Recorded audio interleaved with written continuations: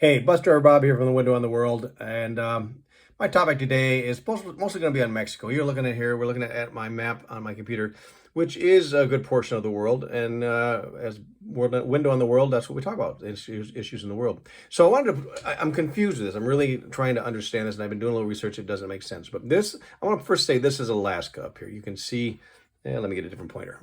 We got Alaska, all right? And it's big, it's beautiful. I spent a couple summers up there. The beauty of Alaska is it's unscathed. There's just so much of it man hasn't touched, and that is just awesome. Now down here you got Mexico, okay? If you look at this map, and try and get back here, get a shot of that. You've got these two places, Mexico, Alaska. Does it not look to you like you can put two of those into one of those? Okay, the weird part about that is in my research, I found that the Alaska square mileage is 665,400. That would be up here. Looking down here, the Mexico square mileage is 761,600 miles. I'm going to show you right there the numbers. There it is right there. See? This border here in Alaska, roughly 550, less than 600 miles. This border down here in Mexico is 1,950 miles. Again, look at that, look at that, look at them together. I don't know why it doesn't fit. It doesn't make sense to me, but enough about that. So we have, we're going to talk about Mexico today.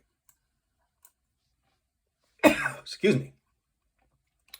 What I want to talk about Mexico is about 25, 30 years ago when the border was an issue with this country then, and it's much, much, much, much, much, much worse now. Excuse me.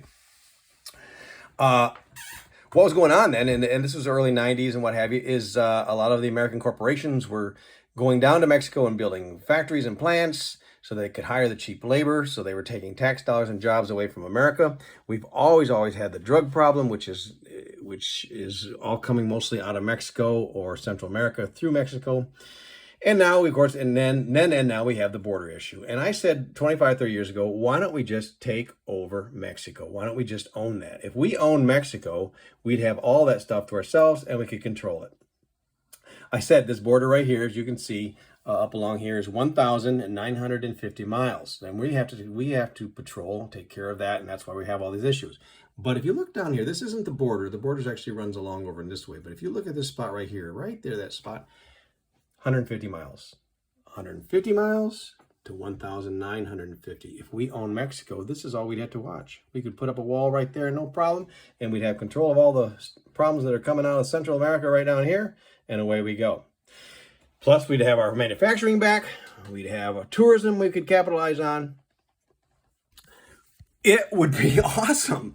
And this was 30 years ago. You know, I'm ahead of my time. That's all it is to it. But think about this. So we got the tourism, we've got the border thing much more minimized than it is now. We'll have the manufacturing back with all that tax dollars and production. We would also have a capitalization on the tourism.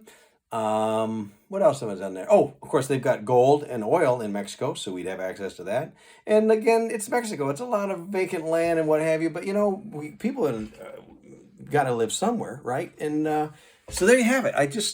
I don't know, this hit me years ago, and as I look and listen to what's going on today, why didn't we just do it then? And I wish people listened to me then. Hey, I'm thinking about running for president, so if you think this is a good idea, give me your vote if I ever get to that point. But anyway, I wouldn't want that job. How awful. Buster Bob here from the Window on the World. Think about it, what we could do with Mexico. All right, until then, you have yourself a great time, great day. Yeah, and hola.